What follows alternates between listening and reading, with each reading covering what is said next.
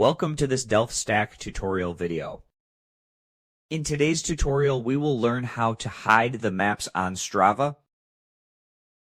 So the first thing that you need to do is open the Strava app and you will land in the home screen.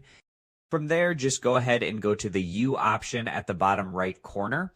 And at the top right, you will see a gear icon for settings. Just go ahead and click on that, and now scroll down and you will see privacy controls. Just go ahead and click on that, and now scroll down and you will see map visibility. Just go ahead and click on that, and here you will see different options to hide your map completely.